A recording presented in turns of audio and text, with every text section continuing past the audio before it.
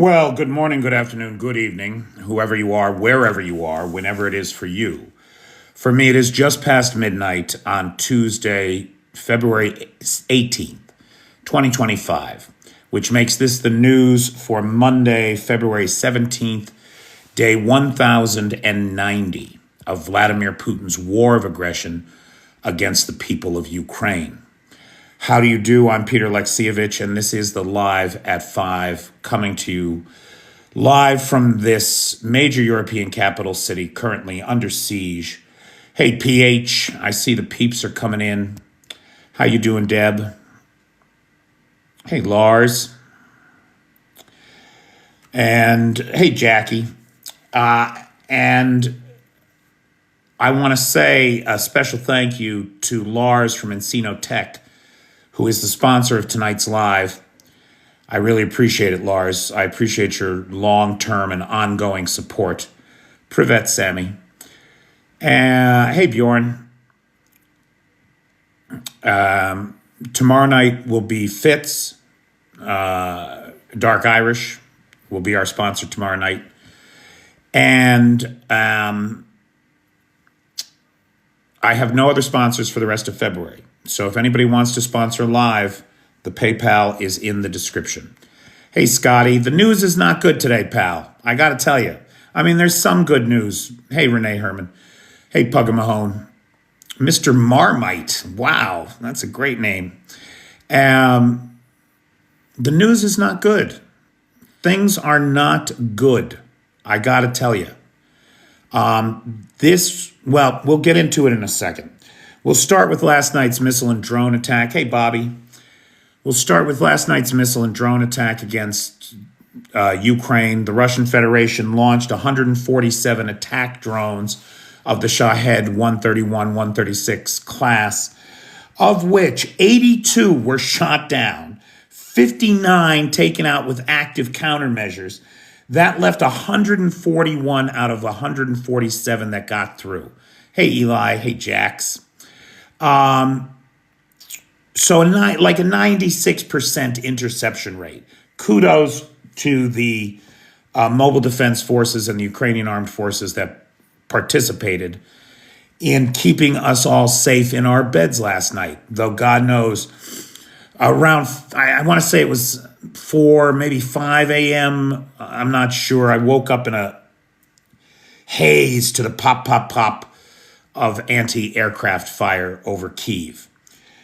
Now, for their part, the Ukrainians are no slouches, right? They sent, we estimate 90 to 100 drones at the territory of Russia last night, and they successfully hit the Ilsky oil refinery. So if you've got your oil refinery bingo cards out, everybody, Ilsky was hit last night. And I believe for the first time, there may have been an unsuccessful strike against Ilsky, but Ilsky was burning this morning. That is for sure. This is one of the mid-range refineries. They process about 6.6 million tons of crude oil into refined oil products annually. Now, that is not the most important hit last night. The Kropotinskaya pumping station along the Caspian Pipeline Consortium route. That goes all the way from Kazakhstan to the Black Sea to get Kazakh oil to market. Well, now normally that would be a big deal, right? Like we got to point this out, I think. Normally, that would be a big deal. You're talking about shutting down all of the Kazakh oil flowing to the Black Sea for export. But it's not as big a deal now. Why? Because the Kazakhs aren't pumping oil through Russia the way that they used to. Just a few weeks ago, they switched most of their oil, 80% of it, is now going through pipes to Azerbaijan, not through the Caspian Consortium pipeline. So it's very interesting to me that Ukraine chose to strike that pipeline now, when it is less relevant than it has ever been. And I think there's good reason for that. The Ukrainians have been avoiding hitting export pipelines for crude oil because they're afraid that it will raise the price of oil on the open market, and that will undermine them with their allies. If their allies get caught in a recession because they're paying more for oil, they may not be as willing to provide weapons and support to Ukraine. That makes sense, right? That's a real concern for the Ukrainians. So they've avoided that. Now, of course, we have seen the utter betrayal of Ukraine and our European allies by the Trump administration. Wielding the power of the Oval Office, they have abandoned Ukraine and our allies. And we're going to talk, most of tonight is we're going to talk about Russia's response to that and the European response to that betrayal. But make no mistake, that's what it is. On the front line, real quick, on the front line, not much movement. The Ukrainians seem to be battering the offensive around Pokrovsk and have actually retaken some positions on the western edge of that, the southwestern edge of that Pokrovsk advance. Further, in Kursk, while there's been no movement in the lines, in Kursk, a large Russian armored column was defeated and left on the battlefield to rust. Zelensky gave some interesting numbers this weekend. He admitted to losing 46,000 Ukrainian soldiers in this war, with another 380,000 wounded. Now those numbers pale in comparison. That's a 1-to-7 ratio, Ukraine to Russian losses. The Russians lose about every day what the Ukrainians lose every week. He went on to say that there are tens of thousands of POWs and missing in actions, which is a real concern. Russia topped 860,000 losses lost this week. They are on track to lose 1 million men by the May Day holiday. Hey, Michael, how you doing? Well, thank you, Dean. Nice to see you here.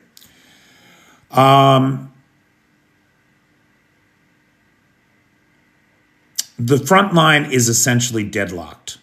It still remains deadlocked. Conditions on the front line are said to be awful. The weather has gotten cold again. It is winter here. It's maybe 19 degrees outside. What's that, about -5 Celsius? About -5, -6 Celsius. Tanks are on the move again in Kursk, certainly.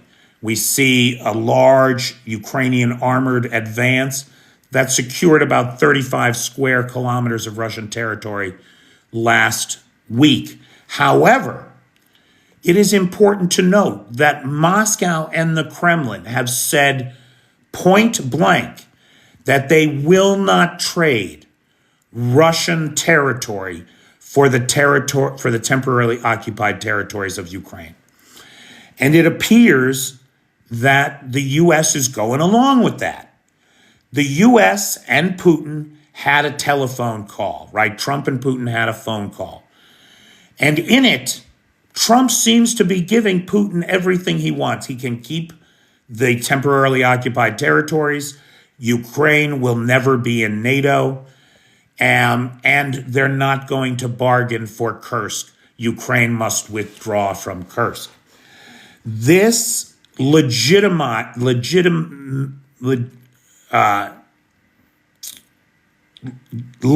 this legitimacy to the terrorist gangsters in the Kremlin has led to what Steve Rosenberg of the BBC Russia Bureau said: the mood in Russia is ecstatic, mocking, and celebratory.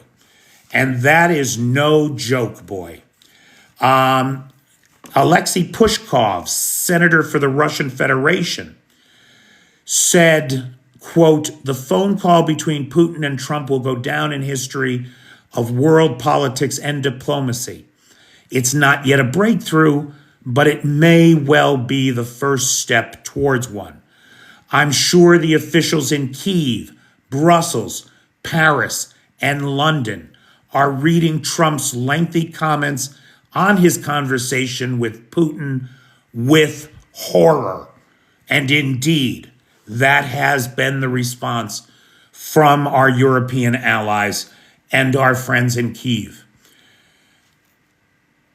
I had a Ukrainian friend here at the house today in tears, literal tears, that America, the people who she thought had saved Ukraine, had kept Ukrainians alive, was now throwing them under the bus. It's a real thing. Marina Kim, who's a TV anchor person and a Duma state deputy, said, as Europe prepared to discuss a resolution to the Ukrainian crisis without Russia at the Munich Security Conference, Mr. Trump simply picked up his phone and spoke to Mr. Putin, even without attending the conference.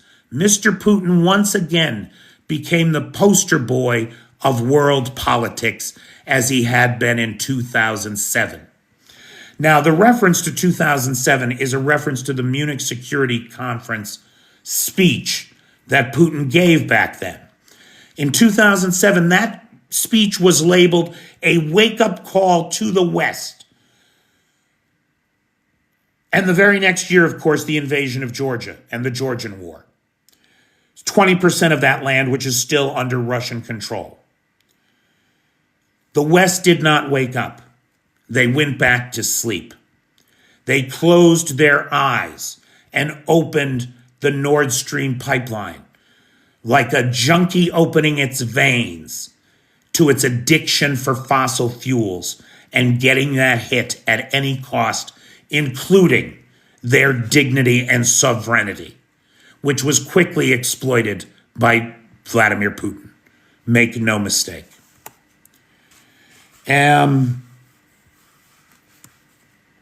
This guy, TV host Yevgeny Popov, said that Trump is now doing our job for us by sawing Europe into pieces.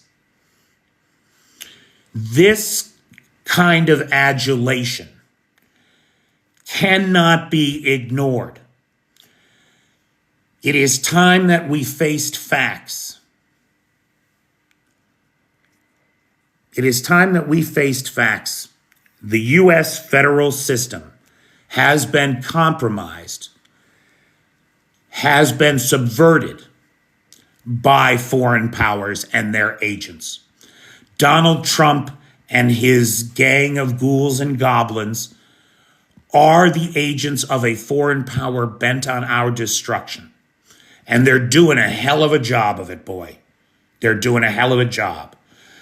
Marco Rubio, Tulsi Gabbard, Pete Hegseth, they are all making contradictory statements to what's coming out of the White House. But nothing like what J.D. Vance did this weekend. J.D. Vance this weekend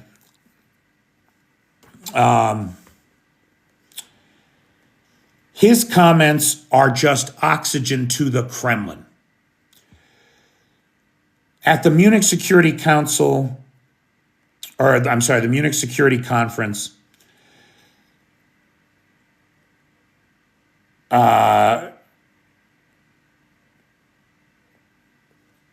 this was a major turning point for EU and US relations. European leaders expected assurances that the EU and Ukraine would be at the negotiating table. But they were blatantly told, no, you have no place in these negotiations. The great powers, Trump and Putin, the two great leaders, they will decide everyone else's fate. and the rest of you can shut the fuck up and sit down. J.D. Vance, in his speech, ignored security and Ukraine, just ignored them, and instead gave this misinformed, disinformation-based diatribe to the Europeans, telling them that all of their problems were their own fault and to leave Russia out of it because Russia is not the problem. I mean, the Kremlin wrote his speech for him. EU delegates were stunned and accused Vance of Russian-style election interference, which he was in his comments and his meetings with the AfD, the far-right party in Germany that threatens democracy in Germany today. Zelensky gave the real speech, talking about the creation of a European army, that the Ukrainians, the most battle-hardened troops in Europe, most experienced, most resilient, could participate in. Keith Kellogg absolutely, point-blank, ruled out the European Union having a seat at the table in the negotiations, stunning everyone. This led the Europeans to call an emergency meeting in Paris.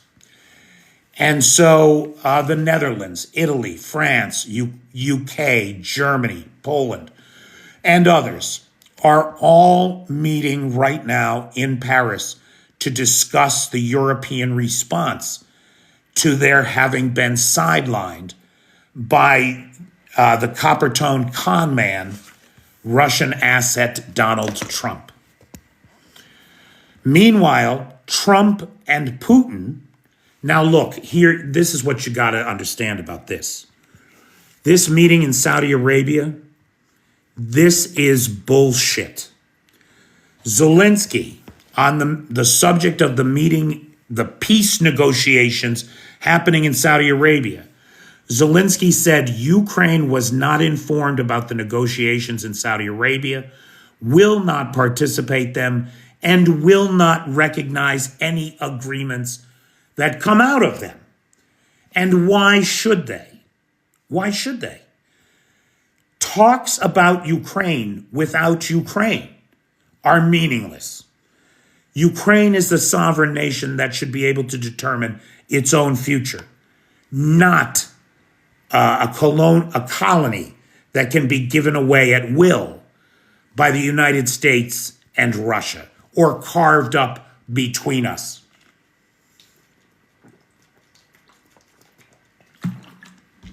It's outrageous. I know Ukraine, for its part, is standing its ground. Zelensky was very clear that the Saudi negotiations mean nothing to Ukraine. He was very clear when he refused twice now to sign the rare earth minerals agreement with Trump, where Trump wants trillions of dollars in rare earth metals for the aid we've already given them. It's a joke. It's absolute blackmail. It's absolute extortion. We should all be deeply ashamed of it. Hello, everybody. Okay. No, Joseph, 500 billion was the credit that he was, okay, so dig this. This was Trump's math, right? $500 billion credit for 50% of the rare earth minerals in Ukraine. There is an estimated $12 to $15 trillion worth of rare earth minerals in Ukraine. So for $500 billion, Zelensky was supposed to sign over 50% of that, $6 trillion, in order to get a $500 billion credit for weapons. But hang on, there's a catch. Zelensky also has to pay us back for everything we've given them so far. So you have to take 183 billion out of that 500 billion. So you're left with 300 billion for about $6 trillion worth of resources. Truthful, I don't know where you're getting that number. That's not a number that I've seen anything close to. What I see is 12 to 15 trillion estimated. You may be including oil and gas reserves. This is strictly rare earths. But that's not the point. The point is we gave Ukraine that aid, and now Trump wants to bill them for it. Not only does he want to bill them at full retail for what we gave them, he wants them to pay for everything that we had to make new and put in our own arsenal. So we sent Ukraine 2,155 millimeter shells. We need to make up 2,155 millimeter shells for our arsenal. He wants Ukraine to pay for what we sent them and what we're making for ourselves. It's obscene. It's extortion. It's blackmail. It is the worst kind of unenlightened short-term self-interest that you can imagine. And still, no guarantees for Ukraine in that deal. Excellent point. Mimi Grantka. Okay. Zelensky, in an interview this weekend, said, "I will never accept any decisions between the United States and Russia about Ukraine. Never. Our people, never. Our adults, children, and everybody. It can't be so. The war in Ukraine is against us, and it is our human losses. We are thankful for all the support and unity between USA, but there is not any leader in the world who can really make a deal with Putin, with us, about us, without us." So this notion that somehow the great men are going to carve up Ukraine for themselves is antithetical to everything that the United States is supposed to believe and champion in the world, as well as to the UN Charter and all the rules of international discourse and politesse. It is an obscenity that cannot be allowed.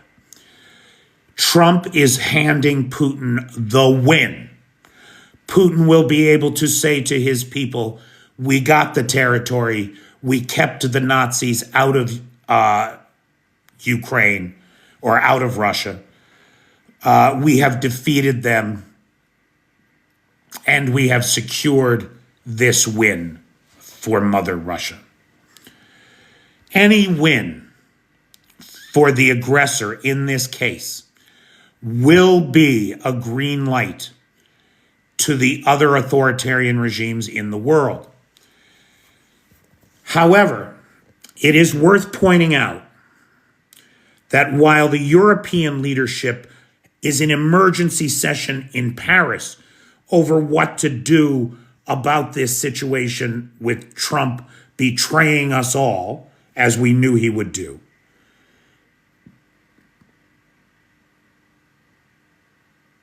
Trump, Putin, and Mohammed bin Salman, the current regent of the House of Saud in Saudi Arabia, are meeting in Saudi Arabia, ostensibly for peace negotiations about Ukraine. This is nonsense. The only thing that's going to happen in Saudi Arabia regarding Ukraine is that Trump is going to say to Putin, "Yes, we agree with everything you say, everything you want, I understand. It's very hard having NATO right next door. I'm on your side, Vlad." That's what's going to happen with that. What you've really got happening in Saudi Arabia is the leaders of Russia, the United States, and Saudi Arabia, the three largest oil producers in the world, getting together to rig the economy of the world in their favor. That's what we should expect to see come out of Saudi Arabia. Remember, Saudi Arabia announced back in October that they were going to raise production levels. That's going to bring down the cost of oil. Now, why Saudi Arabia would do that? We know that Russia has a very high per barrel cost of oil, right?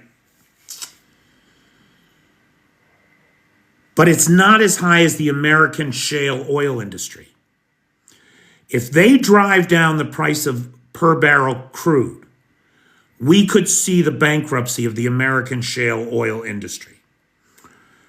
And that may be what Mohammed bin Salman and Putin want.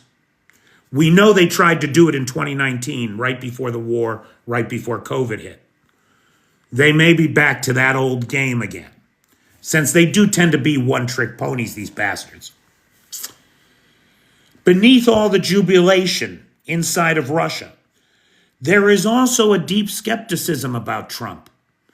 They're happy about the comments that are being made, but they are worried, will he follow through? Can we count on him? Remember, there was jubilation in the Kremlin when he was elected in 2016. Remember, Lavrov was the first guest he invited into the Oval Office, as disgusting as that is. But then he turned around and he betrayed Russia. He put more sanctions on Russia. He sent Ukraine the first deadly weapons, the anti-tank weapons. That's where we get St. Javelin from. And he assassinated Soleimani and sent tomahawks to destroy Iranian Red Guard. Now, that betrayal of Iran, or those attacks in Iran, definitely flustered the Kremlin.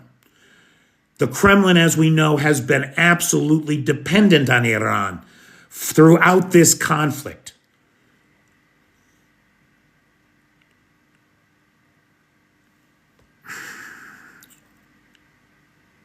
Trump hates Iran, hates them. Mohammed bin Salman, the Saudi prince, hates them. They are in a bad way after having been bitch slapped by Israel very recently, right? And the loss of Assad in Syria, major blow to Iran and to Russia. Now, what is going to happen next with Iran? Because clearly this meeting in Saudi Arabia is going to deal a blow to Iran. I think what's going to happen is Russia's not going to be able to save them. And to get everything that he wants, he's going to have to turn on Iran. Now, again, that might be good for all of us. But in the meantime, these tyrants, Trump especially, is busily engaged in the process of deconstructing the U.S. federal system. The very system that made it possible for the American taxpayer to create the public internet, to drive the success of guys like Musk, drive their fortunes off our backs and the technology that we own and paid to create, the public internet. These tech bros are going to destroy the very system that made their wealth possible so that nobody else can do or amass the fortunes and wealth that they have, while creating a permanent underclass of uneducated Americans who don't know how to protect themselves from the grifters in Trump's orbit, or the preachers for that matter. These soulless cynics who pilfer the pockets of the poor in the name of Jesus.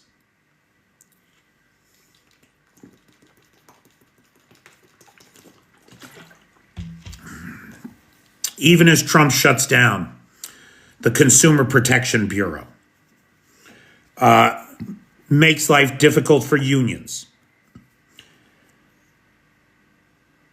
flouts any notion of an increase in the minimum wage, destroys the Department of Education, which provided the tech bros with the very people who make their networks possible.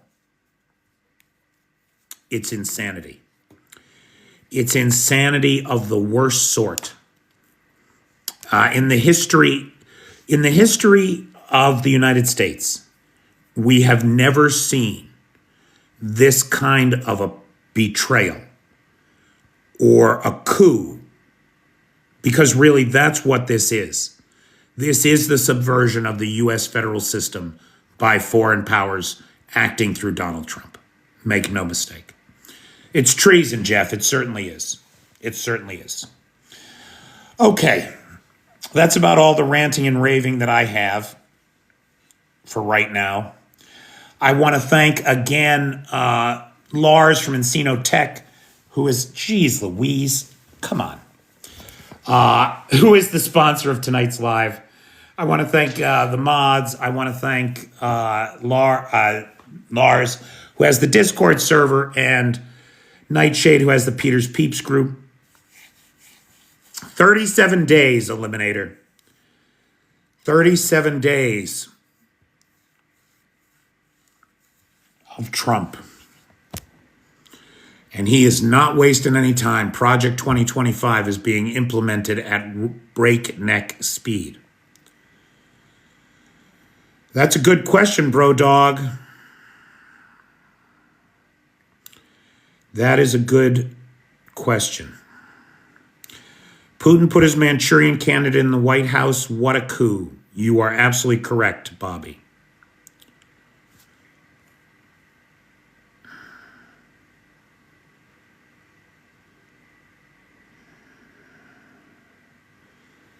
I don't know what a mooski is, but I'll tell you what Hitler didn't have. He didn't have the internet. He didn't have a way of scaling up the disinformation into foreign countries. He didn't have that. What about Canada? What about Canada? What about it?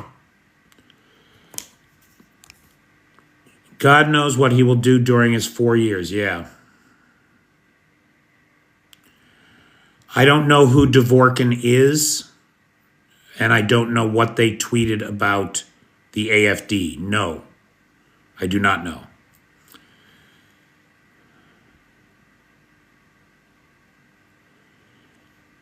If you use Musk, you get banned often. I don't use Musk in any way.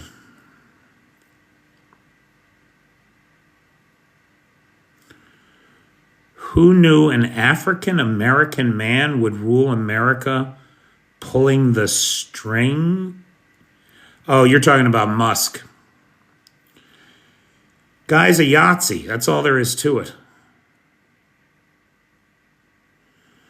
Well, Bobby, remember the EU doesn't have 3 billion of Russian funds. The United States has about 93 billion of it. The UK has, I think, about the same amount, maybe a little less, 78. I'd have to look. And then the EU, I believe, has the rest. Although, I think what's in the Swiss banks doesn't count toward that figure.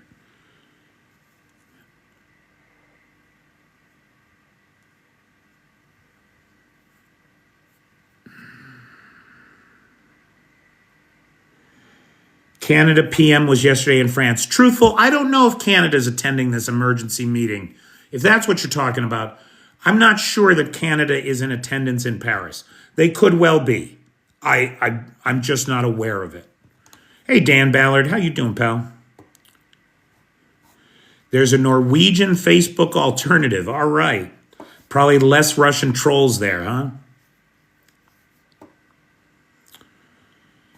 Google Alexander Dvorkin, the mastermind of this all. Okay. I kind of thought Putin was behind it.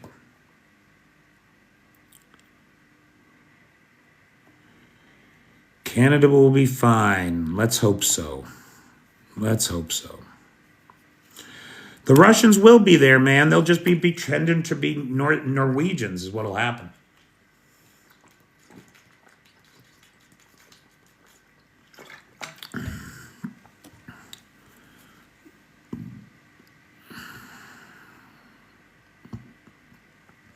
So questions, comments on what's happening in the world today. Again, big thanks to our sponsor of tonight's live, Lars from Encino Tech.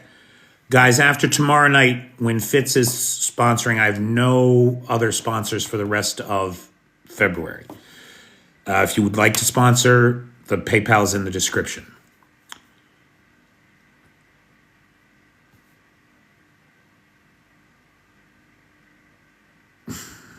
Exactly, Dom. That's what they're doing, man. It's ridiculous. Peacekeeping troops. So look, Trump has said that he wants the Europeans to go in there. It's unlikely that, and even though Sweden and UK have said that they are ready to put troops in, or they're not ruling it out.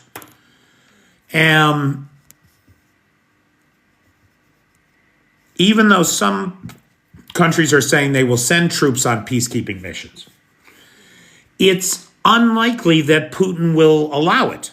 He will not want British troops next door. Look, the whole peacekeepers thing is bullshit. It's not going to happen.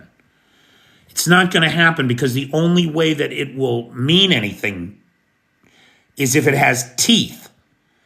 Putin has a veto on the Security Council. So that means he's going to veto anything he doesn't like.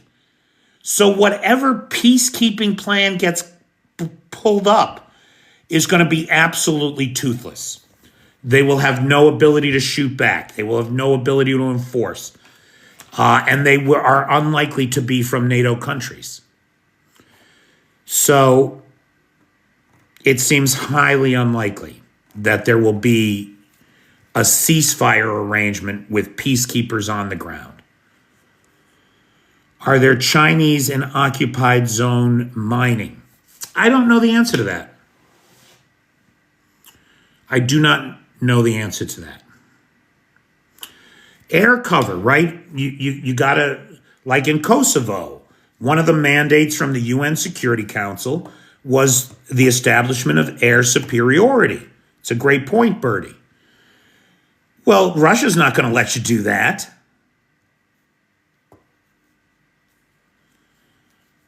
Oh, he meant Alexander Dugin. Oh, yeah. There's a piece of work. Isn't that how Vietnam started? Vietnam was a power vacuum left by the French. And the U.S. stepped into it because of oil interests, Sylvia, as I understand it, and an anti-communist paranoia, right?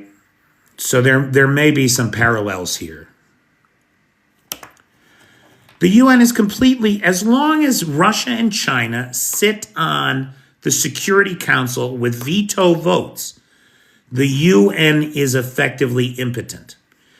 Now, here's the thing, right? Russia shouldn't be on the Security Council. Russia has no business having a permanent seat on the Security Council. What does the UN Charter say about whose seat that is? Under the UN Charter, that seat belongs to the USSR, which no longer exists. How did Russia get it? They stole it. They stole it. If the UN Charter says that that seat is a Soviet seat, then rather than give it to Russia, shouldn't it maybe, I don't know, cycle through all the 15 former Soviet republics that are out there?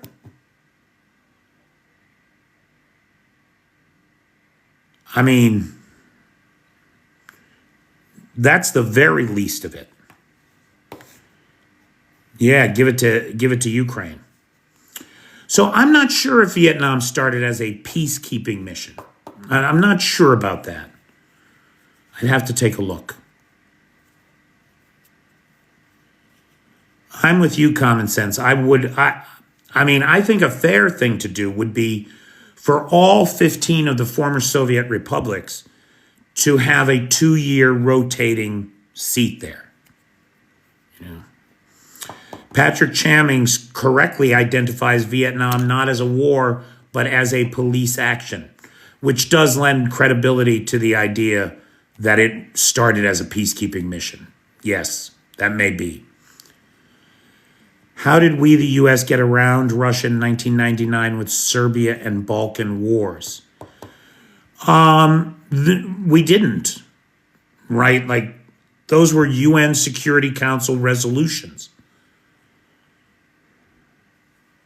I don't know what we gave up to the Russians to get them to vote for it, but whatever politics was played at that time, they were UN Security Council resolutions, which have to be unanimous, which means Russia voted for them. Trump has not acknowledged war crimes and has sanctioned ICC members. Yes, he has. There was a U.S. ship in a bay that was attacked in Vietnam, so the story goes.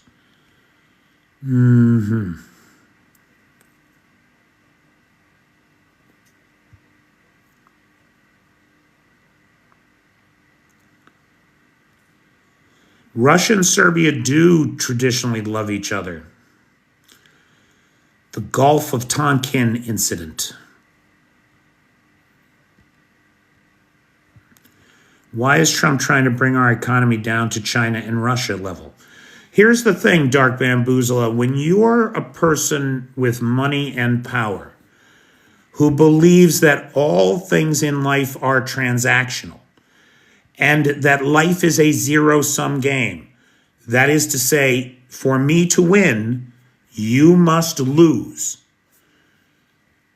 I believe that Trump, like Putin, wants to create a permanent underclass of people so that he can buy and sell people. That's what he wants to be able to do. Just like the Russians do. Just like the Chinese do. Right? You need a kidney in China and you have a lot of money.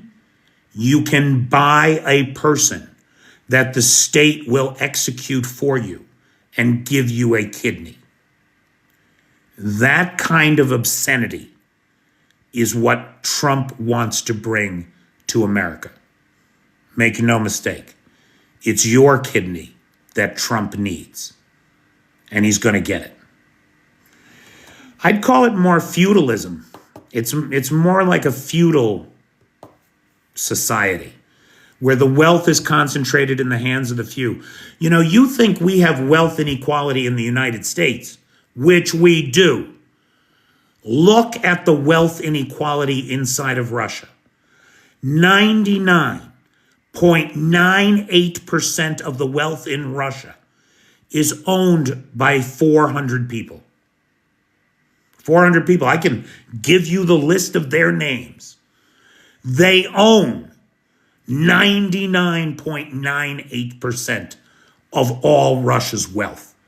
Everyone else is fucking poor. And that's just how they like it.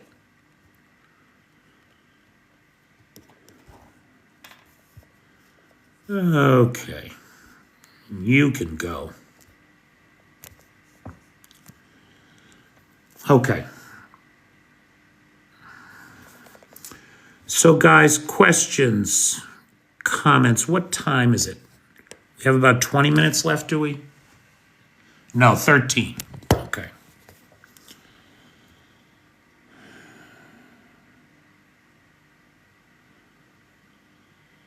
What do I think of peacekeeping soldiers? I don't think it's going to happen.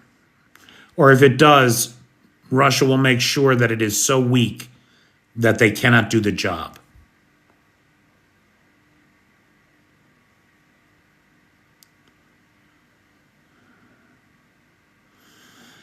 Bobby, that's just it, right? I mean, that's just it. They're destroying. Do you think that Putin's Russia would ever have created the public internet? No. They don't make things. Democracies, the bottom-up approach, where the guys on the factory floor inform the engineers of their problems and solutions are created from the bottom up, driving efficiency, driving productivity, making everybody rich. That's the world that the United States has championed and that we have created in all of our adversaries. That's the world in Germany today.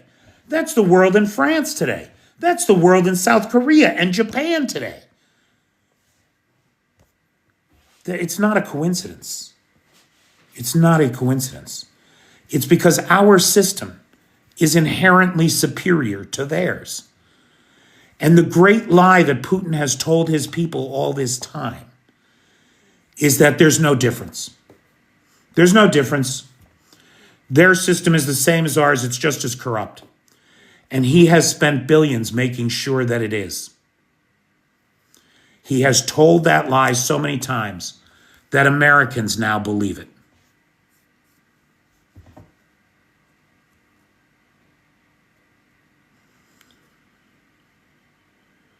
Living standards in Russia have gone backwards as Putin steals more for himself. Yes.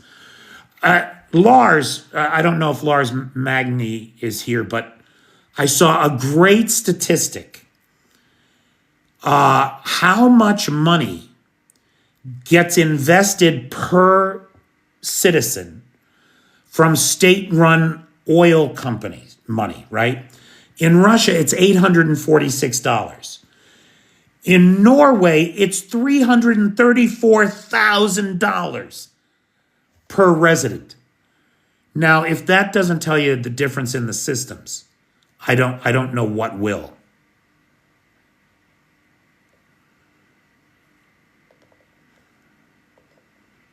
The Dark Enlightenment, also called the Neo-Reactionary Movement. Interesting.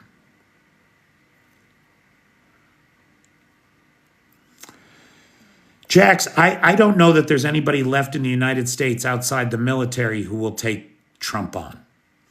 And he's really going to have to fuck up for the military to make a move. I don't know what Vasa in the hay is. No one elected the ex-guy. No, they did not.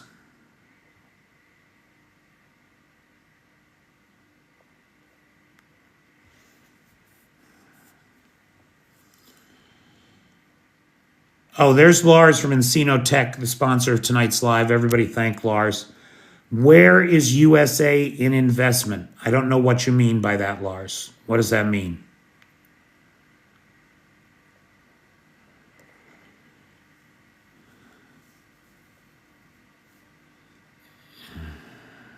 It's a YouTube show showing real life in Russia. Okay.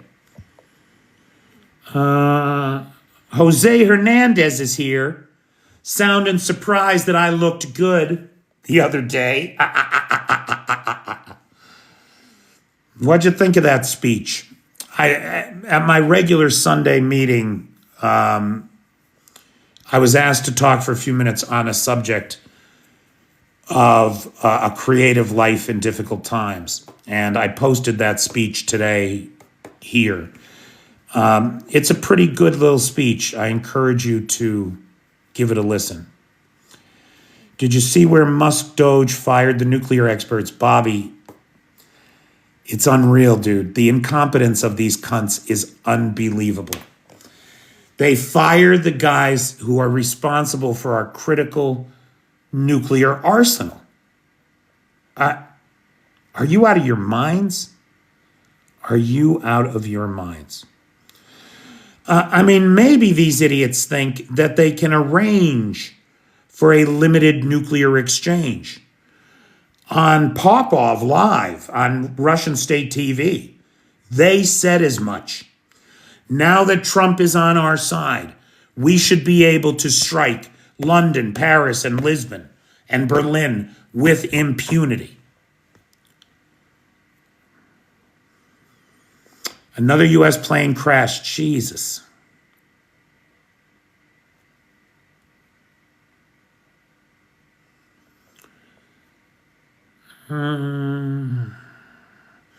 Fitz, you're talking about the nuclear guys, like 300 or 400 of them, and they can't get a hold of most of them to bring them back. Who would go back? Who would go back? You got to be kidding me. Oh, look, zero content here. Well, that's good. Go away. Yeah, those nukes maintain themselves.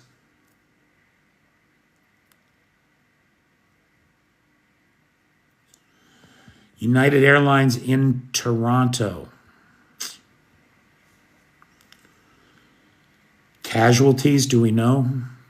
Was it another bad one?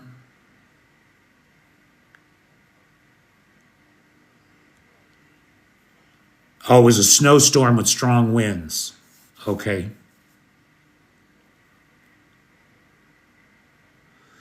Yeah, don't go back unless they triple your pay, guys.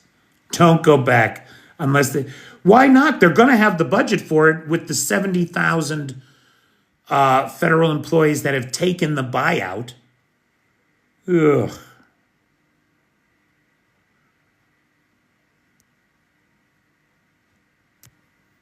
Well, I'm getting different reports here. Some are saying no deaths. Somebody's reporting 8. So I don't know. Everyone survived. It was Delta.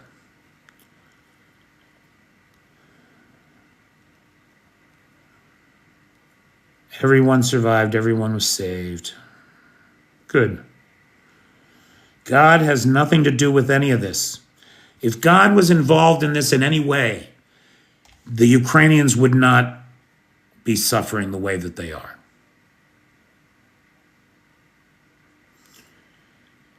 Oh, Bobby. This is my favorite World War III channel. Oh, God.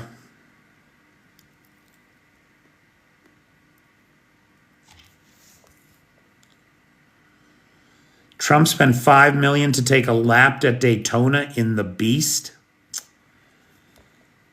Is there a God? Who knows?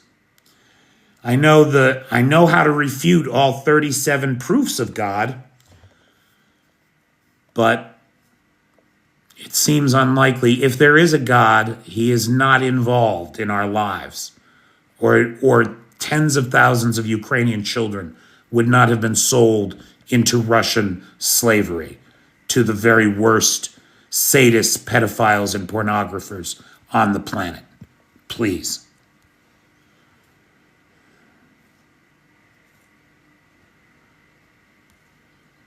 Hey, Brian Kornbaugh. $20 million to go to half of the Super Bowl. He only stayed till halftime, did he? Or was he late?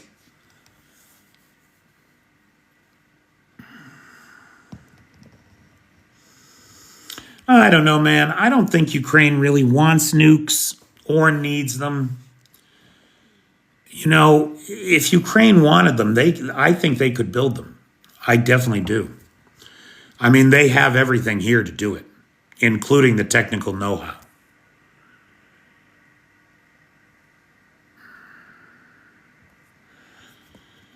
Left in the third quarter because a red state was losing, huh?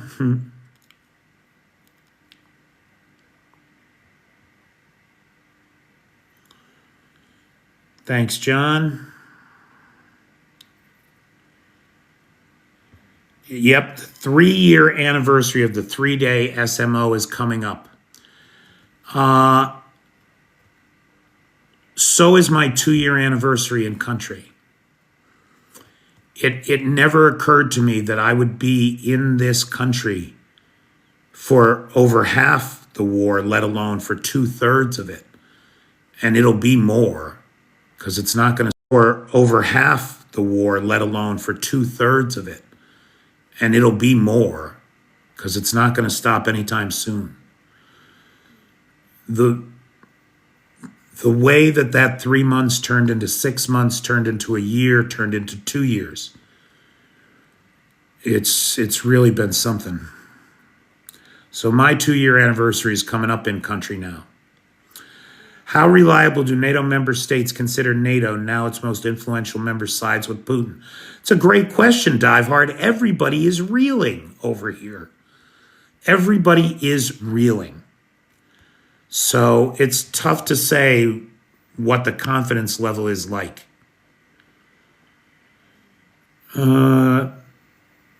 Teresa, that seems unlikely, because the kind of people that do that sort of thing, commit that kind of violence, are aligned with Trump. The people who reject that kind of extrajudicial assassination are not aligned with Trump. So it seems highly unlikely.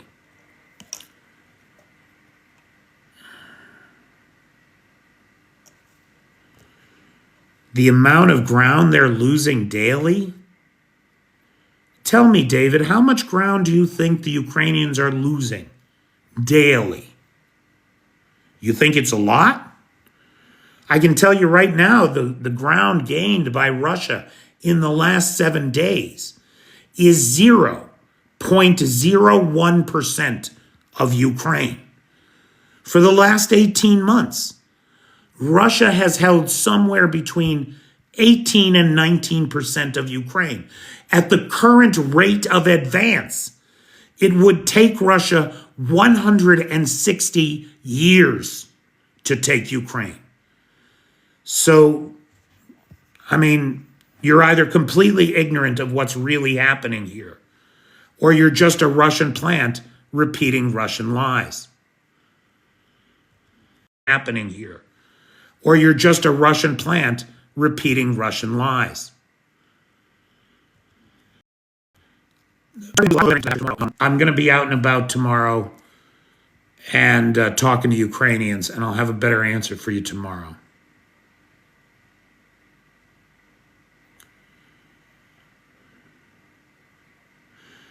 How many Americans are liking what Trump is doing to the free world? Well, I assume it's about the 28% of America that voted for him.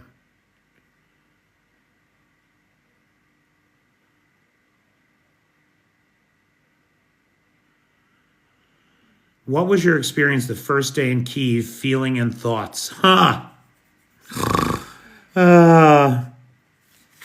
So Fitz, here's what happened the first day I got to Kyiv.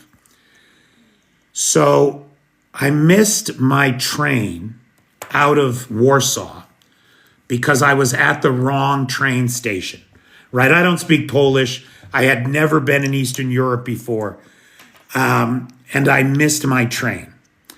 So now I go to the ticket counter to try to get another seat, and the girl tells me the next seat on a sleeper car to Kyiv is in 3 weeks. Now, I'm either going to be stuck in Warsaw for 3 weeks, or I'm going to find another way to get there. I look around. I find a bus that leaves that night at midnight.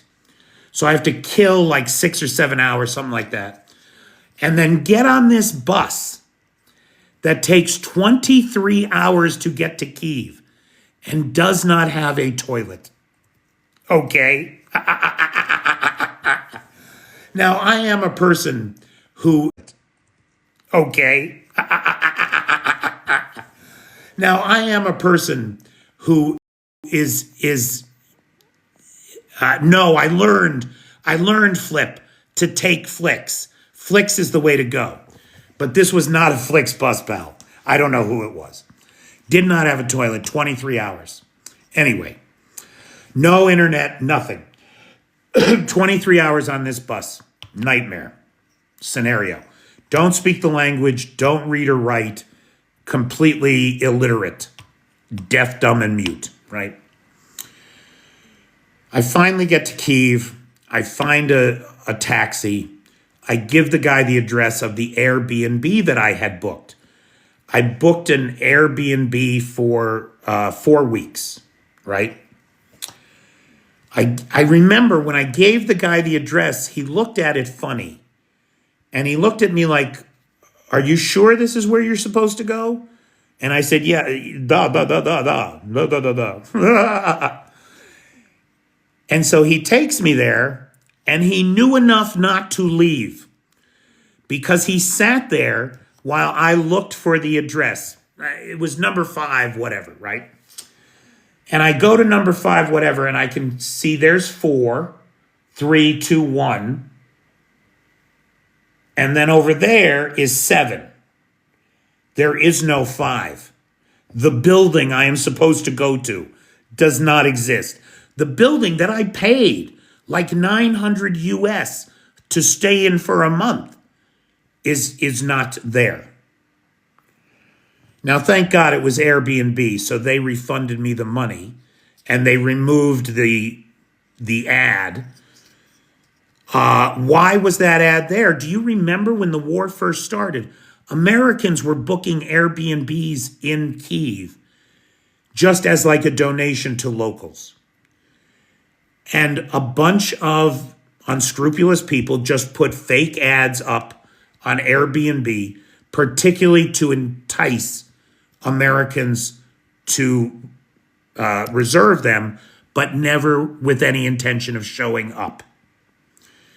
I showed up. I called the number on the thing from the yard. And I said, "Elena, hi, it's Peter. I'm supposed to have the apartment." Click. Okay, let me try again. Ring, ring, ring. Click. The third time I called, it just rang forever. So now I'm in a situation where I have to deal with Airbnb, get my money back. I have to find some place to stay. Fortunately, I've done a lot of travel, and I'm, Hilton Honors and all that stuff. Well, the International Hotel Group has some properties in town, and I stayed at the Ibis Center City for two weeks until I could find another place to stay. So you just got notified, Anthony. Jeez Louise. Anyway, so that was my introduction to Kyiv. And it didn't bother me much. I felt like I was a victim of my own arrogance and ignorance. And the Ibis is a great hotel. I highly recommend it. They have one of the best breakfast buffets in town. So I do highly, highly recommend it. Now, guys, I'm doing the news we are waking up to on Ibis. The Ukrainians pronounce it Ibis. Ibis. The Ibis Hotel, yes. So, guys, in addition to the Live at 5 and the videos that I produce a morning news segment called News We Are Waking Up To. And that's on the Patreon. If you don't have a Patreon subscription, I encourage you to get one. And they are free, right? You can get a free one. If you are so inclined to help keep me here doing this, then you can kick me $5 or $10 a month or whatever you can afford. And I would encourage people to please join the Patreon. I lost a number of long-time critical supporters last month, and I'm still recovering from that. Big thanks again to Lars from Encino Tech, who is the sponsor of tonight's live. And again, Fitz is sponsoring tomorrow night, and then we have no sponsors for the rest of February. So if anybody can help out with that, that would be great. Eliminator there is encouraging everyone to join the Patreon when he didn't. Right? He did very generously send me a little money. I appreciate it. But yeah, didn't join the Patreon. Eliminator. Is it an AOO, Peter? I don't know what that is, Jax. What is an AOO?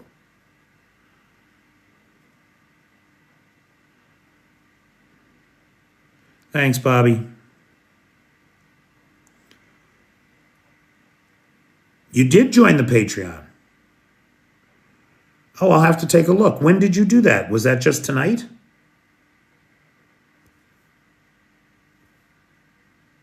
Oh, it's an app, Jax. Yes, it is an app. Yes, it is.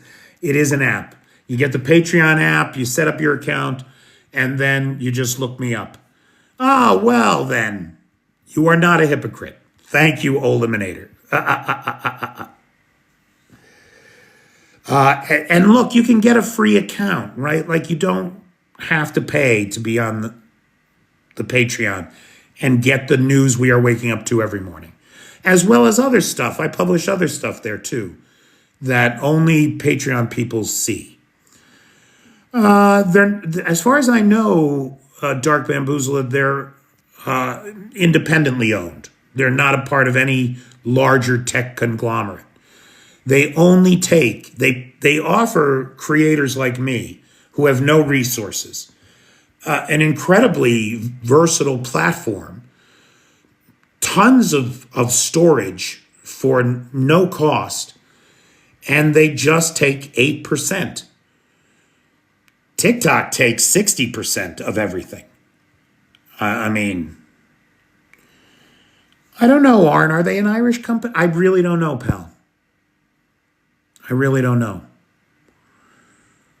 But to me, they're a great example of what the internet can be, not what Musk and Bezos want to make it.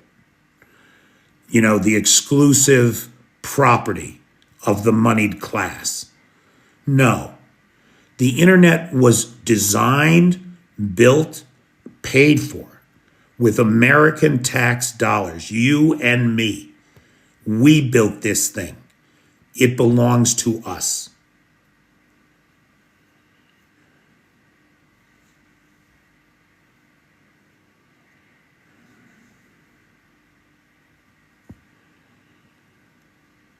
Okay, guys, it's now well past 1 o'clock in the morning here. So I'm going to call it a night. Again, big thanks to Lars from Encino Tech, who is a sponsor of tonight's live. Big thanks to Nightshade, who has the Peter's Peeps group on the Book of Faces, and to Lars, who has the Discord server. So thank you, guys. Thank you all. Make it a great day. I'll talk to you soon.